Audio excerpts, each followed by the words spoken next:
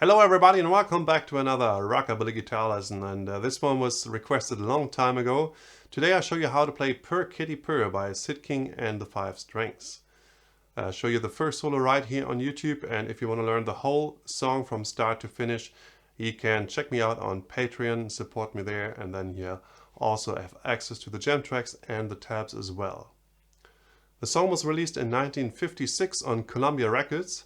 And just a couple of years ago, a video emerged where you can see Sid King and the Five Strings play live at the Ozark Jubilee in 1955. I'm so tired, I never have a ball. Play it now. If you haven't seen that video, I recommend you check it out. It's one of the coolest recent finds in my opinion. Before we get to the actual lesson, I also wanted to let you know that I started to create some merchandise just in time for Christmas, and this particular design might be interesting for all your guitar pickers out there. You can get it as a t-shirt along with some other products in my Teespring store, and I have a link in the description below where you can get everything with a 10% discount. And then I have one other announcement for you. The next episode of Let's Talk Rock and Roll will be streamed on December 20th.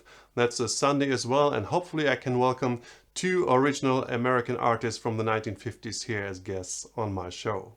And if you haven't done yet, please subscribe to this channel to make sure you never miss a lesson like this one. Purr Kitty Purr by Sid King and the Five Strings. The first solo in Purr Kitty Purr starts with an A9 double stop arpeggio, and that sounds like this.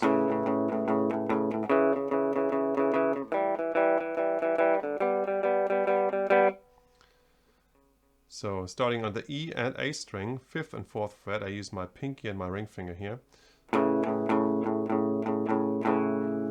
Then to the A and D string, 4th and 2nd. D and G string. Now the G string is open here. And then to the 5th and 4th on the D and G string. So here you got the 7th of the chord and the 9th. So this makes it a A9 chord. You could probably start like this here with the index and middle finger, but then you have to switch to this position. If it feels better for you, just use it. Yeah, you don't have to use my fingering. One more time, the whole first bars here.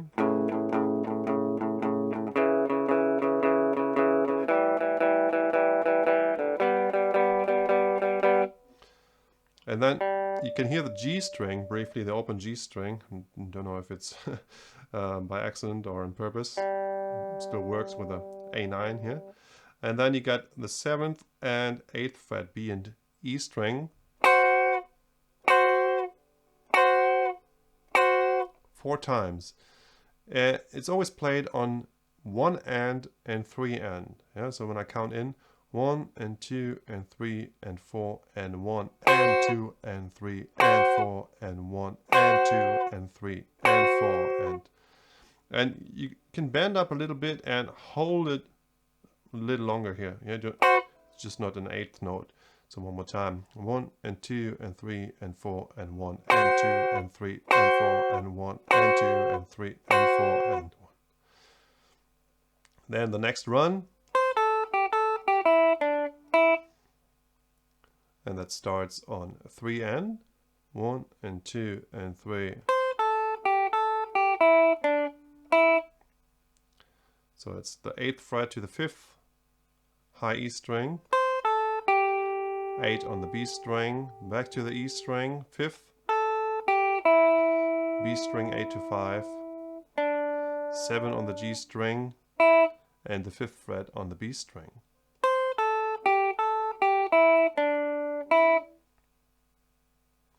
And the whole row, 1 and 2 and 3 and 4 and 1 and 2 and 3 and 4 and 1 and 2 and 3 and 4 and 1 and 2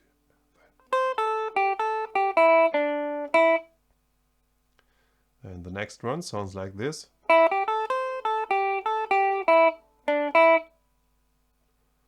And this starts on 2, where you play the 5th and the 8th fret on the B string. Then 5 and 8 on the E string, back to 5, 8 on the B string, and 5 on the E string. This is the whole first bar. So the first 3 notes are triplets, and then it progresses in the continues in the shuffle feel, yeah? Next bar. So 8 to 5 on the B string, and then 7 on the G string to 5 on the B string. And this whole run, starting on 2, 1 and 2 and 3 and 4 and 1 and.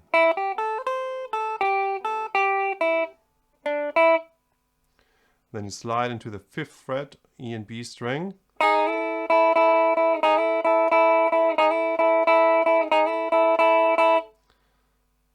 And this is the whole solo. One more time, I will repeat the last row here. 1 and 2 and 3 and 4 and 1.